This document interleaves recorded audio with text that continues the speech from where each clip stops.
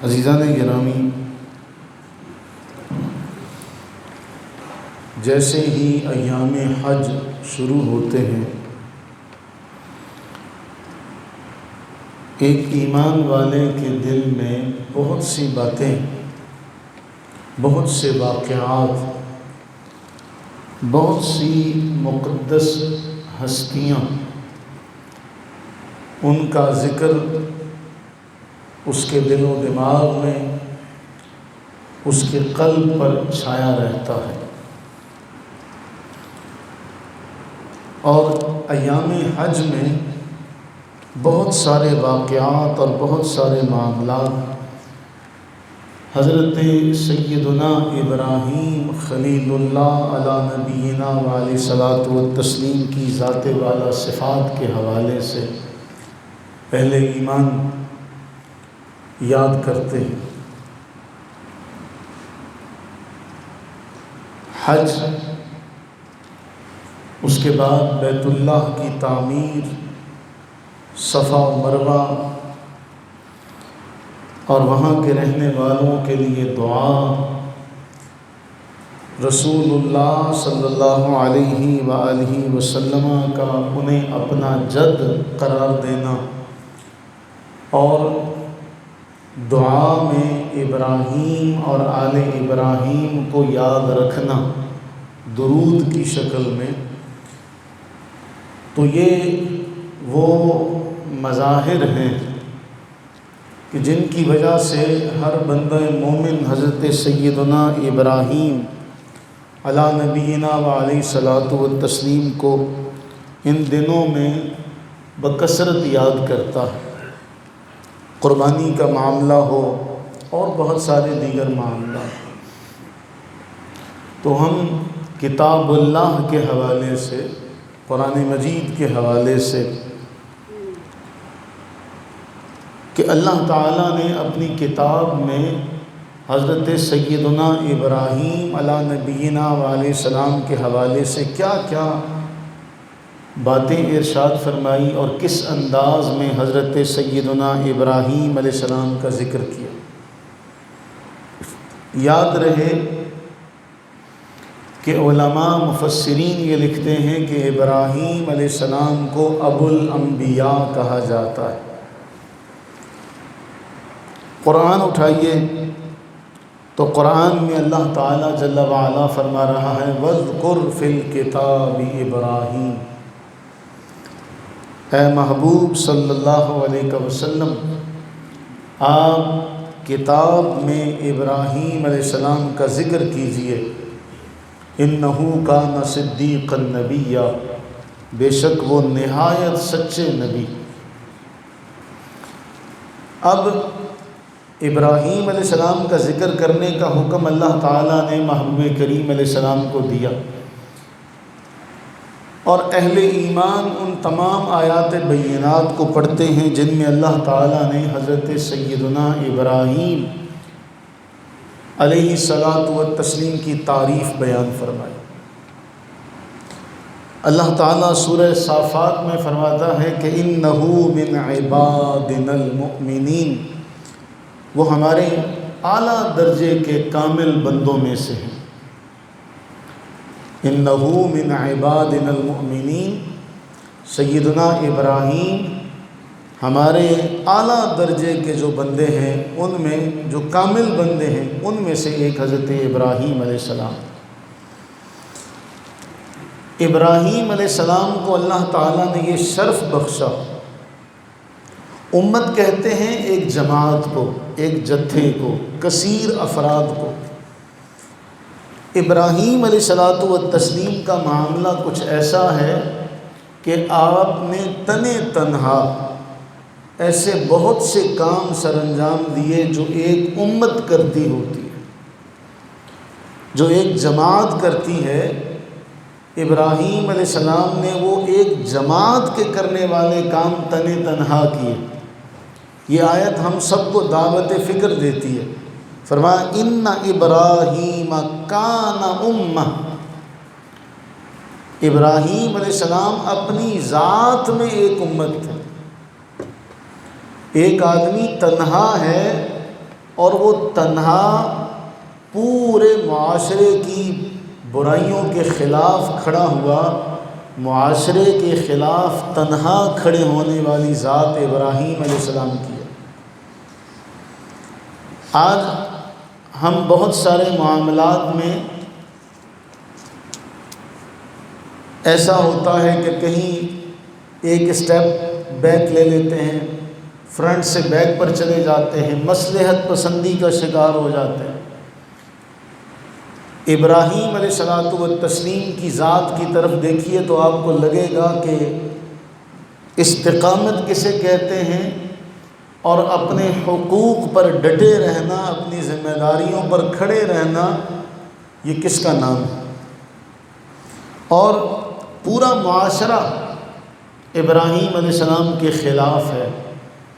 آپ کا خاندان، آپ کا معاشرہ، یہاں تک کہ آپ کا وہ چچا جسے بعض نے باپ کہا، وہ بھی آپ کے خلاف ہے، بادشاہ وقت آپ کے خلاف ہے۔ لیکن ان سب چیزوں کے باوجود، ان سب مخالفتوں کے باوجود جو ڈٹ کر کھڑا ہے وہ ابراہیم علیہ السلام۔ اللہ نے فرمایا ان ابراہیم کان امہ قانتا للہ حنیفا۔ ابراہیم علیہ السلام اپنی ذات میں ایک امت تھے، اور کیسے تھے؟ قانتا للہ، اللہ کے بڑے فرما بردار، بڑے فرما بردار، حنیفہ ہر باطل سے دور، کنارہ کش ہونے والے۔ فرمایا وَلَمْ يَكُ مِنَ الْمُشْرِكِينَ، مشرکوں میں سے نہیں تھے۔ اگلی ان کی صفات قرآن بیان کرتا ہے شاکرا لِأَنْعُمِهِ، وہ اللہ کی نعمتوں کے شکر ادا کرنے والے تھے۔ ہمیں قرآن سبق سکھا رہا ہے کہ دیکھو ابراہیم علیہ السلام کی ذات تنہا ہے، ایک امت ہے اپنی ذات میں، اور اللہ کی طرف رجوع کرنے والی ہے، ہر باطل سے دور ہے۔ اور اس کے بعد سب سے اہم ترین اسباق میں سے ایک یہ فرمایا شاکرا لانعمہ، اللہ کی نعمتوں کا شکر ادا کرنے والی۔ اجتباہ وہداہ الی صراط مستقیم، پھر اللہ نے انہیں چن لیا، اللہ نے انہیں چنا، برگزیدہ کیا، اور سیدھے راستے کی طرف ان کی رہنمائی فرمائی۔ یہ آیت ہم سب کے لیے ایک بہترین سبق ہے، ہم سب کے لیے ایک بہترین نمونہ ہے کہ ہم اگر یہ سمجھیں کہ ہم تنہا کچھ نہیں کر سکتے، تو یہ آیت ہمیں دعوت فکر دیتی ہے، ہمیں سبق دیتی ہے کہ ابراہیم علیہ السلام بھی تو تنہا تھے، اور اللہ فرما رہا ہے جب وہ میرے راستے پر چلے تو پھر میں نے ان کی رہنمائی فرمائی۔ اس آیت سے ہمیں پتہ یہ چلتا ہے کہ اگر کوئی تنہا بھی ہو تو اللہ تعالیٰ اس کا ساتھ نہیں چھوڑتے، لیکن شرط یہ ہے کہ اللہ کا فرما بردار ہونا، اللہ کی نعمتوں کا شکر گزار ہونا۔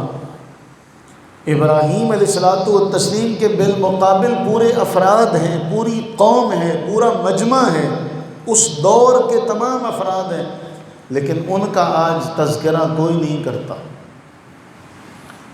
اس کو قرآن فرماتا ہے حق آ گیا اور باطل مٹ گیا، اور یہ شروع دور سے ہوتا آیا ہے کہ حق ہمیشہ قلیل یا قلت میں ہوتا،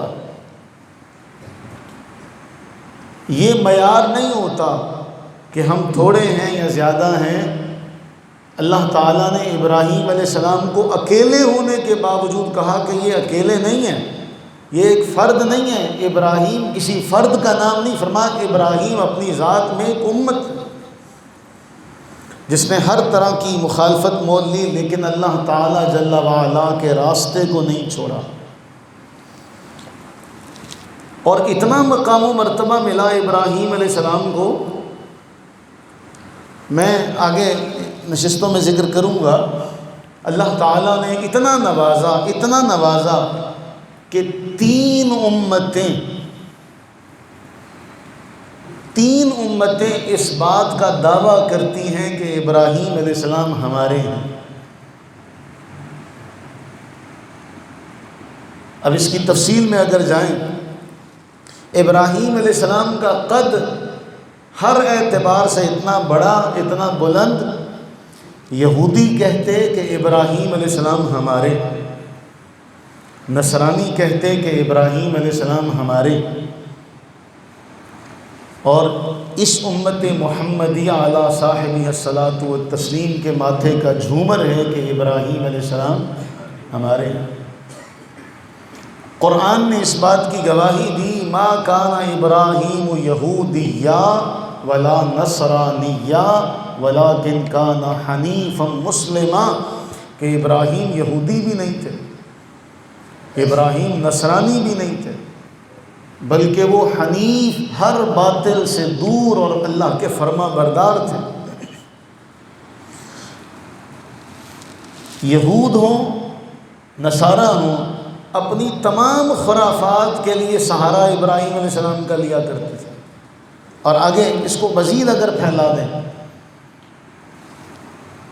یہودیوں نے اپنی شریعت میں جو کمی بیشی کی وہ ساری ابراہیم علیہ السلام کے کھاتے میں ڈال دی۔ اسی طرح نصرانیوں نے، عیسائیوں نے لحم خنزیر کو حلال قرار دیا، وہ بھی ابراہیم علیہ السلام کے کھاتے میں ڈال دیا۔ یعنی ان سب کے باوجود بھی وہ ابراہیمی تھے۔ اور ان دونوں کے بالمقابل ایک اور جماعت بھی ہے کفار مکہ کی۔ کفار مکہ بھی اپنا ان کو بڑا قرار دیتے تھے، وہ کہتے تھے ہمارے باپ دادا ہیں، ہم تو ابراہیم علیہ السلام کی لڑی میں سے ہیں، لہٰذا ہم سیدھے راستے پر ہوئے۔ اللہ نے اتنا اوج کمال دیا، اتنا شرف بخشا، یہودی، نصرانی، مسلمان، یہ تو تینوں امتیں ہیں نا، اہل کتاب ہیں تینوں۔ یہ کفار مکہ بھی انہیں اپنا بڑا قرار دیتے تھے اور اپنی اجارہ داری سمجھتے تھے اس بات پہ، قطع نظر اس کے کہ کفار مکہ نے ابراہیم علیہ السلام کے بنائے ہوئے گھر کا کیا حال کیا تھا، ہم یہ سارے جانتے ہیں۔ ہم یہ سارے جانتے ہیں کہ ان کی بنائی ہوئی جو کعبۃ اللہ، جو عمارت تھی، اس کا حال کیا کیا تھا، کہ وہاں کتنے بت رکھ رہے تھے۔ اس کے باوجود وہ اپنے آپ کو ابراہیمی کہتے تھے، صرف لوگوں پر رعب دبدبہ جمانے کے لیے۔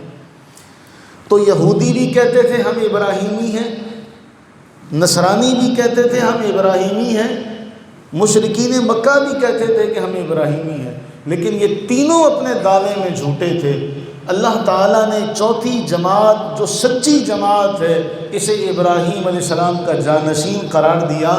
آج تک اور قیامت تک کے لیے جب بھی کوئی نماز پڑھنے والا نماز پڑھے گا، اس میں درود پڑھے گا، اس کے علاوہ بھی جب درود پڑھے گا، جب اللہ کے نبی علیہ الصلوۃ والتسلیم کے لیے دعا کرے گا، اللہ کے نبی کی آل کے لیے دعا کرے گا، اس کے ساتھ ساتھ ابراہیم اور آل ابراہیم کے لیے بھی دعا کرے گا۔ اللہ تعالیٰ نے ہمیں جانشین بنایا۔ اور پھر قرآن ایک بڑا حسین جملہ بیان کرتا، جب حضرت ابراہیم علیہ السلام کو آزمایا گیا۔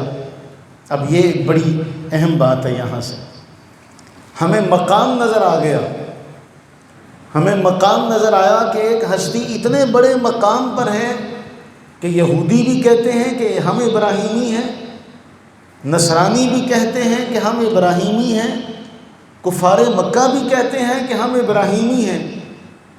ابراہیم علیہ السلام پر جو آزمائشیں آئی تھیں ان کو بھی ذہن میں رکھیے گا۔ وہ جب ساری آزمائشوں سے گزرے،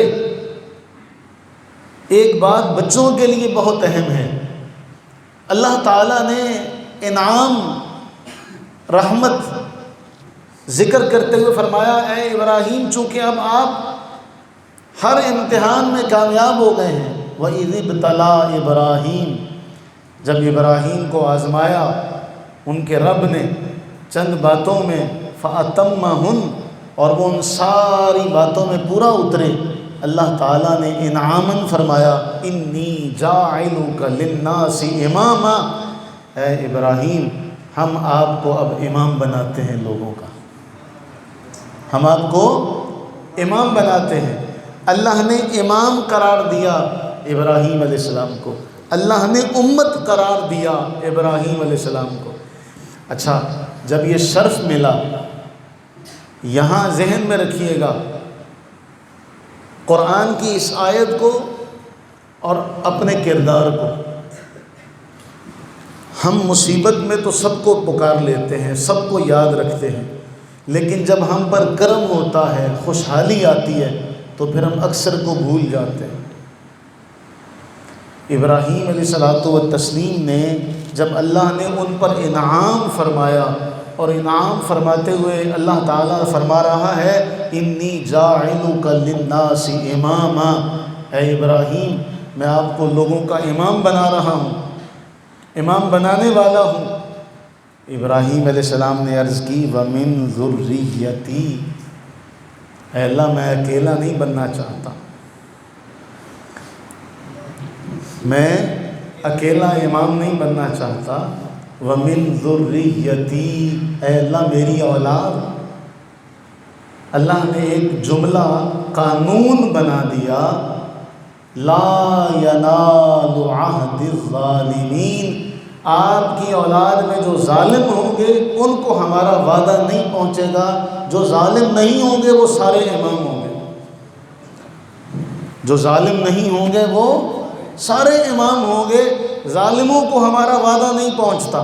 آپ دیکھیے ابراہیم علیہ الصلوۃ والتسلیم کی نسل سے اسحاق علیہ السلام اللہ کے نبی، اسحاق علیہ السلام کے بیٹے یعقوب علیہ السلام اللہ کے نبی، یعقوب علیہ السلام کے بیٹے یوسف علیہ السلام اللہ کے نبی، یہاں سے پھر سلسلہ نبوت چل پڑا۔ حضرت سیدنا عیسیٰ علیہ نبینا و علیہ الصلوۃ والتسلیم تک سارے اسی نسل میں سے آئے۔ اور دوسری لڑی ابراہیم علیہ السلام نبی، ابراہیم علیہ السلام کے بڑے بیٹے اسماعیل علیہ السلام اللہ کے نبی، اور پھر اللہ نے اس کائنات کا جو امام بنا کر، نبیوں کا جسے امام بنا کر بھیجا، خاتم النبیین جسے مقام دیا، وہ بھی اسماعیل علیہ السلام کی اولاد سے اور ابراہیم علیہ السلام کی اولاد سے بھیجا، ابو الانبیاء، ابو الانبیاء۔ لیکن آزمائشیں کتنی ہوئیں کوئی ان کا اندازہ لگائے، آزمائشیں کتنی ہوئی کوئی ان کا اندازہ لگائے، تو ان آزمائشوں سے گزر کر مقام ملتا۔ پہلے آزمائشوں سے گزرنا پڑتا ہے، امتحانات کی چکی میں پسنا پڑتا ہے، ابتلاء اور آزمائش سے گزرنا پڑتا ہے، پھر کہیں جا کر اللہ تعالیٰ یہ مقام عطا فرماتا۔ ہمارے آقا کریم سرور عالم صلی اللہ علیہ وآلہ وسلم نے کیا فرمایا، جتنا مجھے اللہ کے راستے میں ستایا گیا اتنا کسی کو نہیں ستایا گیا، جتنا اللہ کے راستے میں مجھے ستایا گیا اتنا کسی کو نہیں ستایا گیا۔ اور آپ علیہ الصلوۃ والتسلیم کی وہ حدیث ہم نے کئی بار پڑھی ہے، ایمان کا جتنا جس کا دائرہ بڑا ہوتا چلا جائے گا اتنی ہی آزمائشیں اس کی بڑی ہوں۔ یہ ایک سب سے بڑی ایمان اور کفر کے درمیان ایک سد سکندری ہے۔ اگر آپ اس بات کو سمجھیں، ہمارے ہاں لوگوں کو شکوک و شبہات میں ڈالا جاتا ہے۔ وہ شکوک و شبہات کیا ہیں؟ تشکیک، شک کا بیج بویا جاتا ہے اسلام سے نکالنے کے لیے۔ ہماری جو نئی نسل ہے، ہماری جو نئی جنریشن ہے، اس کو یہ بات سمجھ میں نہیں آتی، انہیں یہ سوال ان کے ذہنوں میں ڈالا جاتا ہے اور وہ اس جواب سے ناواقف ہوتے ہیں۔ انہیں کہا جاتا ہے اگر اللہ موجود ہے تو سنتا کیوں نہیں ہے؟ اگر تم اللہ کے محبوب ہو تو تم پر یہ آزمائشیں کیوں آتی ہیں؟ تم پر یہ مصیبتیں کیوں آتی ہیں؟ اس کا مطلب یہ ہوا کہ تمہاری دعائیں قبول نہیں ہو رہی، اور قبول اس لیے نہیں ہو رہی کوئی ہے نہیں، معاذ اللہ ثم معاذ اللہ۔ تو ہماری نئی نسل اس بہکاوے میں آ کر بہک جاتی ہے۔ اگر وہ اس نقطے کو یاد کر لے کہ سب سے زیادہ مقام قرب میں اگر کوئی جماعت ہے تو انبیاء کی جماعت ہے، مقام قرب میں اگر کوئی جماعت ہے جو اللہ کے سب سے زیادہ قریب ہے، جو درجے میں سب سے بڑی ہے، وہ کس کی جماعت ہے؟ انبیاء کرام علیہ السلام۔ اور انبیاء میں سب سے بڑا کامل درجہ جو ہے قرب کا، وہ رسول اللہ صلی اللہ علیہ وآلہ وسلم کو ملا۔ تو کیا خیال ہے اللہ کے نبی خود فرماتے ہیں جتنا مجھے ستایا گیا اتنا کسی کو ستایا نہیں۔ اس مسئلے کو سمجھنے کی ضرورت ہے، اس فلسفے کو سمجھنے کی ضرورت ہے۔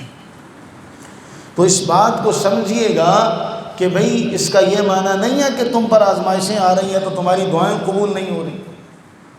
آپ انبیاء کی فہرست اٹھائیے، آدم علیہ السلام سے شروع کیجئے، کوئی ایک ایسا نبی بتا دیجئے جس کو آزمائشوں سے گزارا نہ گیا۔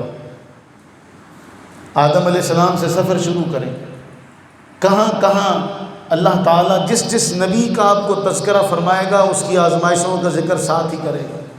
نوح علیہ السلام ہے، لوط علیہ السلام ہے، ہود علیہ السلام ہے، ابراہیم علیہ السلام ہے، اسماعیل علیہ السلام، اسحاق علیہ السلام، یعقوب علیہ السلام، یوسف علیہ السلام۔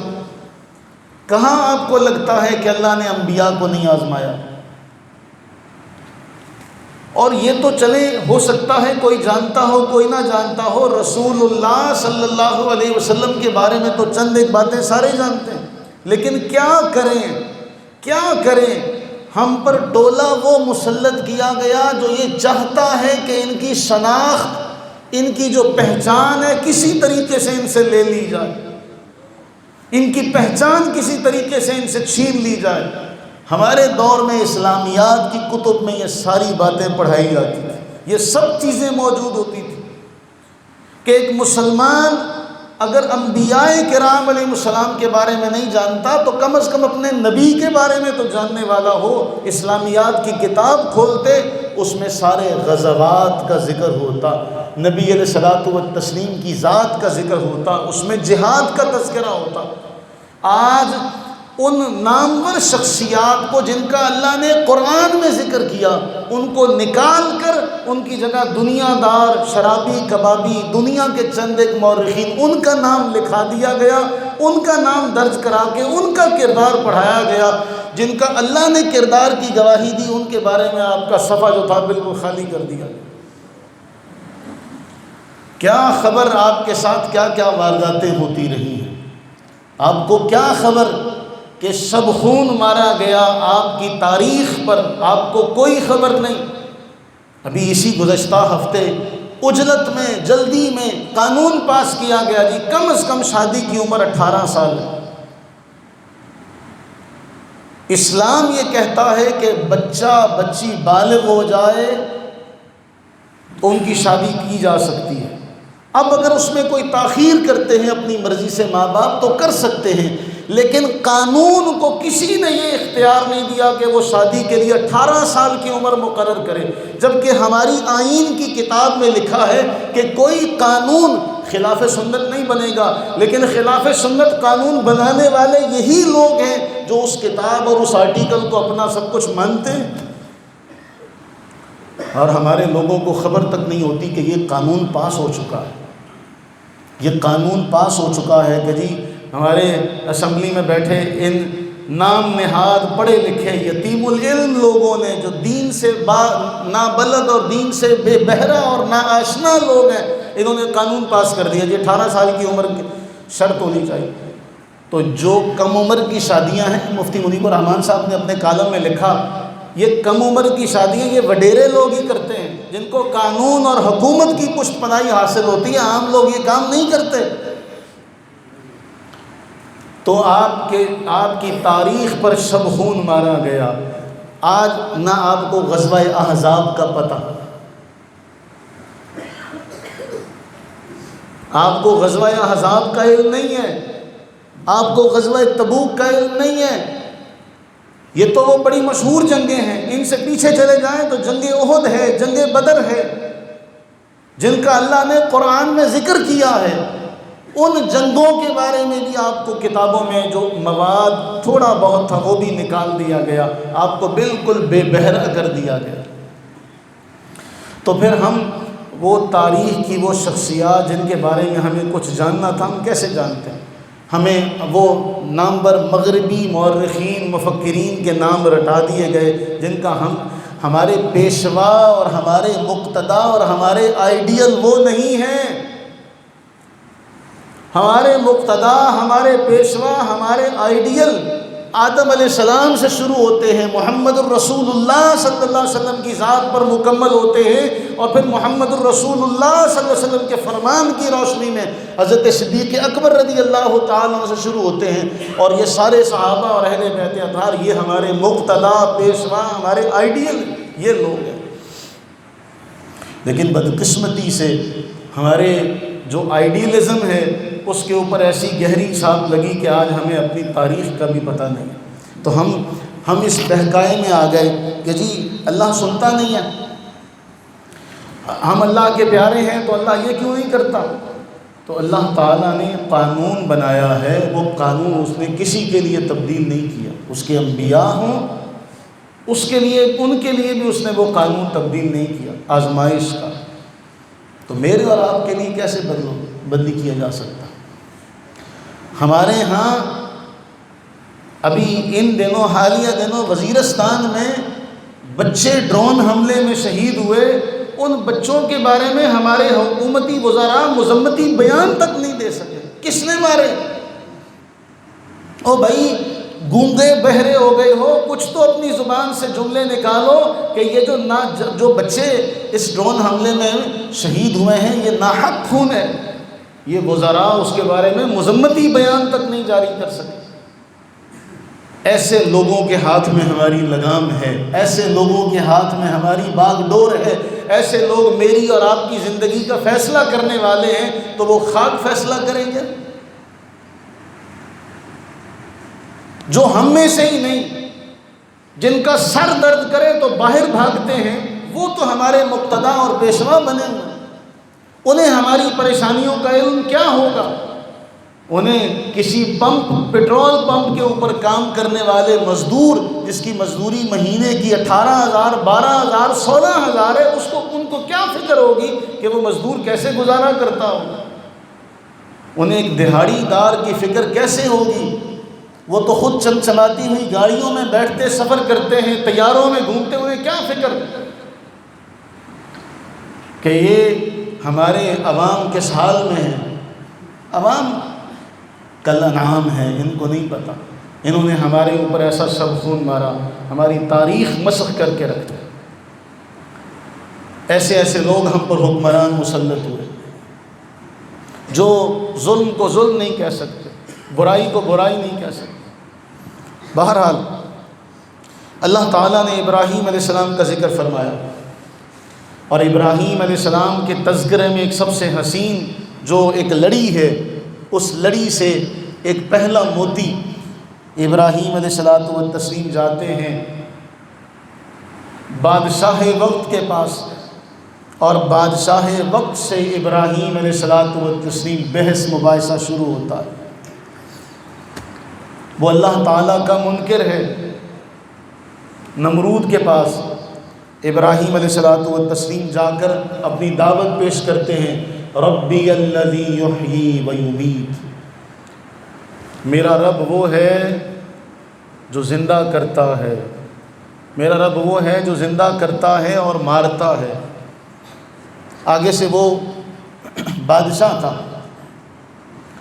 اس نے اس کا اپنی مرضی کا مقصد نکالا، اس نے کہا یہ تو میں بھی کر سکتا ہوں، انا احیی و امیت، یہ تو میں بھی کر سکتا ہوں، میں بھی زندہ کر سکتا ہوں، میں بھی مار سکتا ہوں۔ باہر سے ایک بندے کو پکڑا مار دیا، اندر سے ایک بندے کو پکڑا اور آزاد کر دیا۔ اب ابراہیم علیہ السلام کے احیی و امیت یا یحیی و یمیت سے کیا مراد تھی، آپ نے اس کی تشریح میں وقت ضائع نہیں کیا کہ یہ تو سمجھ ہی نہیں سکتا، جو میں کہہ رہا ہوں وہ تو اس کی سمجھ سے ماورا ہے کہ میں کیا کہہ رہا ہوں کہ میرا رب وہ ہے جو زندہ کرتا ہے اور مارتا ہے۔ میرے زندہ کرنے اور مارنے سے کیا مراد ہے، اس بادشاہ کو تو خبر تک نہیں ہوئی۔ آپ دوسری دلیل کی طرف چلے گئے، فرمایا میرا رب وہ ہے جو مشرق سے سورج کو نکالتا ہے اور مغرب میں جا کے سورج جو ہے وہ ڈوب جاتا ہے۔ اچھا، یہ ایک بڑی اہم بات ہے، یہاں پہ ہمارے اہل سائنس جو ہے وہ بڑا اس مغالطے میں پھنس جاتے ہیں۔ ابراہیم علیہ السلام کا جملہ دیکھیے، ابراہیم علیہ السلام فرماتے ہیں فَإِنَّ اللَّهَ يَأْتِي بِالشَّمْسِ مِنَ الْمَشْرِقِ فَأْتِ بِهَا مِنَ الْمَغْرِبِ، کہ میرا رب وہ ہے جو مشرق سے سورج کو نکالتا ہے مغرب کی طرف لاتا ہے۔ یہاں سورج کے طلوع اور غروب کا ذکر نہیں کیا، بلکہ سورج کی سمت کا ذکر کیا کہ سورج کس سمت سے نکلتا ہے، کس سمت سے، مشرق سے، اور کس جانب جاتا ہے، مغرب کی جانب جاتا ہے۔ ابراہیم علیہ الصلوۃ والتسلیم نے فرمایا میرا رب وہ ہے جو سورج کو مشرق سے نکالتا ہے مغرب کی طرف لے کر جاتا ہے۔ اگر تو رب ہے تو تو ایسا کر، تو مغرب سے نکال اور مشرق کی طرف لے آ، اس کی سمت کو الٹا کر دے۔ جب وہ پہلی دلیل کا الٹا اس نے مطلب نکالا، دوسری دلیل سنی، فَبُهِتَ الَّذِي كَفَرَ، وہ مبہوت ہو کر رہ گیا، لاچار ہو کر رہ گیا کہ میں اس کا کیا جواب دوں، میں اس کا کیا جواب دوں۔ بادشاہ وقت کے سامنے کھڑے ہو کر ابراہیم علیہ السلام اسے للکار رہے ہیں، اسے بتا رہے ہیں کہ میرا رب کون ہے، میرا رب کون ہے، اسے بتا رہے ہیں۔ اور یہ صرف ایک واقعہ نہیں ہے، ابراہیم علیہ السلام کے اس قسم کے کئی واقعات ہمیں قرآن میں ملتے ہیں کہ جب پوری قوم بت پرستی میں مبتلا ہے، سورج کو پوج رہی ہے، چاند کو پوج رہی ہے، ستاروں کو پوج رہی ہے، انہیں سمجھانے کا، حکمت کا جو طرز اپنایا وہ ابراہیم علیہ السلام نے اپنایا۔ ابراہیم علیہ السلام نے فلما جن علیہ اللیل رأى کوکبا، رات ہوئی، اندھیرا چھایا، ستارے کو دیکھا کہ یہ لوگ ستارے کو اپنا رب مانتے ہیں، تو قوم والوں کی دلیل کے مطابق، قوم والوں کے عقیدے کے مطابق قوم والوں سے کہا اچھا تمہارے خیال میں یہ میرا رب ہے؟ رآ کوکبا، جب تارے کو دیکھا چمکتا ہوا تو کہا تمہارے خیال میں یہ میرا رب ہے؟ فلما افلا، دن چڑھا تارا ڈوب گیا، کہنے لگے لا احب الآفلین، میں تو ڈوبنے والوں کو محبوب نہیں رکھتا، میں تو ڈوبنے والوں کو دوست نہیں رکھتا۔ یہ ہے قوم کو حکمت سے سمجھانا۔ ابراہیم علیہ السلام نے اپنی قوم کو حکمت سے سمجھایا کہ دیکھو تم اس کی چمک دمک دیکھ کر گرویدہ ہو گئے، نچھاور ہو گئے، تم نے سمجھ لیا کہ یہ ہمارا رب ہے، بتاؤ اب کہاں گیا رب؟ اب تو دن چڑھ گیا، اب رب کہاں گیا؟ قوم والے سمجھ گئے کہ یہ ستارہ رب نہیں ہو سکتا۔ قوم والوں کا اگلا عقیدہ تھا چاند۔ فلما رأى القمر بازغا، چاند دیکھا روشن ہے، تارے سے بڑا ہے، کہا تمہارے خیال میں یہ رب ہے؟ کیا یہ میرا رب ہے؟ علماء مفسرین نے یہاں ترجمے میں اختلاف کیا ہے، میں ان سب سے قطع نظر کچھ چیزیں سمجھانا چاہتا ہوں آپ کو۔ ان کے عقیدے کے مطابق کیا تمہارے خیال میں یہ میرا رب ہے؟ اور پھر کیا ہوا؟ جب وہ بھی افلا، دن چڑھا تو چاند بھی غائب ہو گیا، چھپ گیا، فرمایا اگر میرا رب مجھے ہدایت پر نہ رکھتا تو میں تو گمراہ ہو جاتا۔ اب ان کے ذہنوں میں یہ بات بھی آ گئی۔ تیسری بات، ان کے عقیدے کے مطابق سورج وہ معبود مانتے تھے۔ قرآن کہتا ہے فلما رأى الشمس بازغة قال هذا ربي هذا اکبر، اب دیکھا تو کہا یہ تمہارے خیال میں یہ میرا رب ہے، یہ بڑا بھی ہے، روشن بھی ہے زیادہ۔ ہونا کیا تھا؟ وہ بھی ڈوبا۔ جب وہ بھی ڈوبا تو قوم والوں سے کہنے لگے یا قوم، اے میری قوم، انی بریء مما تشرکون، یہ جن کو تم اب میرے رب کا شریک بنائے بیٹھے ہو میں ان سے بیزار ہوں۔ اس وقت ابراہیم علیہ السلام نے یہ جملے کہے انی وجہت وجہی للذی فطر السماوات والارض، میں اپنا چہرہ اس کے آگے جھکاتا ہوں جس نے آسمان و زمین کو پیدا کیا، میں ہر باطل سے دور ہوں، اور سنو وما انا من المشرکین، میں مشرکوں میں سے نہیں۔ قوم کو اس طرح سے سمجھایا۔ یہ وہ تعلیم، یہ وہ تبلیغ، یہ وہ محنت تھی جو ایک فرد واحد نے پوری قوم کے خلاف لڑی، ایک فرد واحد نے پورے معاشرے کے خلاف لڑی، ایک فرد واحد نے اس وقت کے بادشاہ کے خلاف لڑی، اللہ نے ان سب کے بعد کہا ان ابراہیم کان امہ،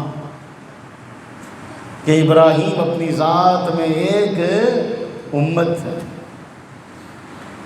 آج ہم بھی کیا سمجھتے ہیں؟ آج ہمارے ہاں بھی کچھ چیزیں پائی جاتی ہیں۔ آج ہم بھی سمجھتے ہیں کڑے پہن لو تو شفا مل جائے گی، پیتل کا وہ لوہے کا چھلا پہن لو تو شفا مل جائے گی۔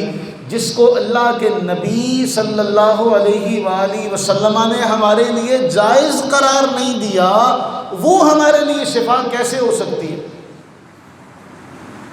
توجہ ہے میری بات کی طرف؟ اب وہ چھلا جہاں سے مرضی آیا ہو، جس مرضی دربار سے لے آؤ، جب اللہ کے نبی صلی اللہ علیہ وآلہ وسلم نے اس دھات کو ہمارے لیے جائز ہی نہیں قرار دیا تو وہ ہمارے لیے شفا بن سکتی ہے؟ کسی نے چھلا پہنا ہوا ہے، کسی نے کڑے پہنے ہوئے ہیں، یہ امت محمدیہ کا کردار نہیں ہے، یہ امت محمدیہ کا تشخص نہیں ہے، یہ امت محمدیہ کا پہچان نہیں ہے امت محمدیہ کی، جو ہم اپنی پہچان سمجھ بیٹھے۔ اور اس سے بھی آگے ابھی چند دن پہلے میں نے وہ ذکر کیا تھا، میں دوبارہ دہراتا چلوں، ہمارے ہاں بڑے بڑے چینلز پہ لوگ بیٹھ کے ایسی باتیں کرتے ہیں، نہ جانے وہ کہاں سے نکال لائے، اور ہمارے سننے والے بھی ایسے۔ کیوں؟ جدید دور ہے اور ہم یہ سمجھتے ہیں کہ جی ہمیں کہیں جانا نہ پڑے، ہمیں کہیں وقت نکال کر جانا نہ پڑے، ہر چیز ہمیں بیٹھے بیٹھے ملے، تو بیٹھے بیٹھے پھر گمراہی بھی مل سکتی ہے، بیٹھے بیٹھے پھر گمراہی بھی مل سکتی ہے، تو بیٹھے بیٹھے جو چیز ملتی ہے پھر اس کا یہ عالم ہوتا ہے۔ اللہ کے نبی سرور عالم صلی اللہ علیہ وآلہ وسلم نے فرمایا نظر بد، کیا؟ نظر بد انسان کو قبر میں اور اونٹ کو ہانڈی میں لے جاتی ہے۔ انسان مر جاتا ہے اور اونٹ، کیوں؟ ہنڈیا میں جانے سے مراد کیا ہے؟ اسے ذبح کر کے پکا کے کھا لیا جاتا ہے۔ وہ جاگتے ہو، اونٹ ہنڈیا میں جانے سے مراد کیا ہے؟ ذبح کر کے کھا کے ہڈیاں چوس لینے، سب کچھ کھا لینا آپ نے۔ اب ہمارے ہاں جہالت یہ ہے کہ جی اونٹ کی ہڈی رکھی جائے تو جادو اثر نہیں کرتا۔ ہمارے دوست ہیں لاہور میں، وہ ہمارے گروپ میں شامل بھی ہیں تو درس وغیرہ بھی سنتے ہیں، تو انہوں نے کہا جی ہم نے اس سال اونٹ کرنا ہے، تو بڑے بڑے لوگوں نے ہمیں درخواستیں کی ہیں کہ جی اونٹ کی فلاں ہڈی فلاں فلاں ہڈی ثابت ہمارے لیے رکھنا، ہم نے وہ گھر میں رکھنی جی۔ کیوں؟ جی اس سے جادو اثر نہیں کرتا۔ جی کس نے کہا؟ جی فلاں بزرگ نے کہا ہے، فلاں بزرگ نے کہا ہے، فلاں بزرگ نے کہا۔ ایہو جے بزرگاں نوں بندہ کمرے 'چ باڑ لوے تے جُتی لا لوے۔ اللہ کے نبی فرمائے نظر بد اونٹ کو تے تہاڈا بابا کرے، اونٹ کی ہڈی گھر میں رکھو، جادو نہیں ہوتا، دماغ نہیں خراب اس کو مرمت کی ضرورت نہیں ہے۔ اور پھر اگلی حدیث آپ کو بتاؤں، پھیرتے پاویں اوداں تے پاویں نہ ہون، اداں ضرور ہون گے۔ ویسے تو شاید بچت ہو جائے، ایسے نہیں ہوگی۔ کیوں؟ اللہ کے نبی علیہ الصلوۃ والتسلیم کے پاس جنات کی ایک جماعت آئی، ہمارے لیے بھی کچھ خوراک مقرر کرے، فرمایا جو ہڈی ہے نا جانور کی وہ تمہاری خوراک ہے۔ محدثین فرماتے اس ہڈی پر یا ان کے لیے کچھ اگ آتا ہے، بہرحال وہ ہڈی اللہ کے نبی علیہ الصلوۃ والتسلیم نے ان کی خوراک قرار دی۔ کن کی؟ کن کی؟ کن کی؟ اونچی جنات کی۔ اب خوراک گھر میں ہے، خوراک گھر میں ہے، اور عقیدہ کیا ہے؟ جادو اثر نہیں کرے گا۔ عقیدہ یہ ہے کہ جی جادو اثر نہیں کرے گا، اور جنوں کی خوراک گھر میں پڑی ہے، دعوت تو آپ نے خود دے دی۔ اسی لیے ہڈی سے استنجا کرنا اللہ کے نبی علیہ الصلوۃ والسلام نے جائز قرار نہیں دیا، منع فرمایا کہ یہ تمہارے جن بھائیوں کی خوراک ہے۔ اب کچھ باتیں ہماری ماوراء ہوتی نا عقل کے، ہمیں سمجھ میں نہیں آتی، لیکن بہرحال ہمارا اس پر ایمان ہے۔ تو بھائی اس پیر کو واقعی لٹریشن کی ضرورت ہے، جو آپ کو یہ تعلیم دے کہ گھر میں اونٹ کی ہڈی رکھو تو جادو نہیں ہوگا۔ حضور فرمائے نظر بد سارا اونٹ لے جائے تے چھوٹی ہڈی نو، وہ سارا اونٹ نظر بد کا سامنا نہ کر سکے زندہ، وہ سارا اونٹ نظر بد کے سامنے ڈھیر ہو جائے، وہ مرے ہوئے جانور کی ہڈی آپ نے گھر میں رکھی ہے، کس عقیدے کے تحت؟ جادو نہیں ہوگا۔ تو آپ نے خود وہ دعوت دی ہے، یہ وہ معاملہ ہے جو ابراہیم علیہ السلام کے راستے کے خلاف ہے۔ اس لیے اپنے دین کے بنیادی عقائد کو سمجھیے، جانیے۔ ہمیں فتنوں کے دور میں نہ جانے کہاں کہاں لوگ لے کر جا رہے ہیں کہ جی یہ کر لو تو یہ نہیں ہوگا، یہ کر لو تو یہ نہیں ہوگا۔ ہمارے پاس ایک دوست آئے، وہ یہ 4 دن پہلے کی بات ہے، وہ جی آپ ہمیں نا کوئی تعویذ لکھ کے دے دیں۔ تو میں نے ان سے کہا ایسا کرو گھر میں 3 دن سورہ بقرہ پڑھاؤ، گھر میں 3 دن سورہ بقرہ پڑھاؤ۔ رسول اللہ صلی اللہ علیہ وسلم فرمایا سورہ بقرہ یہ جہاں تلاوت کی جاتی ہے وہاں سے شیاطین جو ہیں وہ بھاگ جاتے ہیں، وہ وہاں رحمت نازل ہوتی ہے۔ اس کی فضیلت بیان ہوئی ہے روایات میں، تو آپ اس کی تلاوت کرو۔ اب مسئلہ خود کو ہے، مسئلہ خود کو ہے۔ بچے بھیج دو گے، بچے بھیج دیں گے جی گھر میں وہ سورہ بقرہ پڑھ دیں، مسئلہ تمہیں ہے، مصیبت تمہیں ہے، دوائی بھائی ڈاکٹر کے پاس جاؤ اور ڈاکٹر سے نسخہ لکھوا کے تم کسی اور کو دے دو کہ بھائی تو کھا لے شفا مجھے مل جائے گی۔ او بھائی یہ تو ہو سکتا ہے کہ تم اکیلے نہیں پڑھ سکتے تو تم کہو کہ بھئی بچے آ جائیں ہم ان کے ساتھ مل بیٹھ کے پڑھ لیں۔ وہ تو ساڈا تجربہ یہی آ جنہاں دے گھر جاندے وہ آپ نہیں پڑھتے بیٹھ کے، وہ خود نہیں بیٹھتے، آگے سے پھر وہ کہتے میں ہر ہفتے ہر مہینے بچے بلا کے ختم قرآن خوانی کرانا۔ تو بھائی ہم یہ جو شارٹ کٹ کے چکر میں ہم پڑے ہوئے نا، اس کے بجائے ہم خود گھر میں قرآن کھولیں، خود گھر میں قرآن کی اونچی آواز سے تلاوت کریں تو اس کا فائدہ بہت زیادہ اور بہت جلدی ہوگا، بجائے اس کے کہ ہم شارٹ کٹ کے چکر میں چل پڑیں۔ ہمیں اللہ تعالیٰ ایسی خرافات سے کہ جی چھلوں سے شفا ملتی ہے، کڑوں سے شفا ملتی ہے، یہ ایک ایسا بدعقیدگی کا عنصر ہے جس کی کوئی توضیح اور تشریح نہیں کی جا سکتی، اس کی کوئی توجیہ نہیں ہو سکتی۔ جہالت ہے یہ کہ جی آپ ایسا کام کریں جو رسول اللہ علیہ السلام کی حدیث کے خلاف ہو، صراحتاً خلاف ہو، واضح خلاف ہو، اور پھر آپ کہیں جی ہمیں شفا مل جائے۔ وہ کسی بھی دربار سے آیا ہو، وہ بابا جی نہیں بیچ رہے، وہاں پہ جو مجاور کھڑے ہیں وہ بیچ رہے، وہ اس بابا جی نے نہیں بتایا ہوا، یہ وہاں پہ جو کاروبار کرنے والے ہیں یہ ان کا کاروباری ذہن ہے، اس کا دین سے کوئی تعلق نہیں ہے۔ خدا را ان چیزوں کو سمجھیے گا۔ میں اپنی بات یہاں پر اختتام کرتا ہوں اس بات کا کہ یاد رکھیے، اگر آپ کے ذہن میں یہ بات ہو جی میں اکیلا ہوں، میں ان گھر والوں کو کیسے سمجھاؤں، تو ابراہیم علیہ السلام بھی اکیلے تھے، اللہ تعالیٰ نے ان اکیلے کو امت قرار دیا اور فرمایا ہم نے ان کو ہدایت پر استقامت بخشی، ہم نے ان کی رہنمائی کی۔ تو اگر آج بھی کوئی اس بات کو سمجھے، اس بات کو مانے، اس پر عمل کرنے کا ارادہ کر لے تو آج اللہ تعالیٰ اس کے لیے بھی آسانیاں پیدا فرما دے گا۔ اللہ تعالیٰ ہم سب پر اپنی رحمت نازل فرمائے، آمین ثم آمین، وما علینا الا البلاغ المبین۔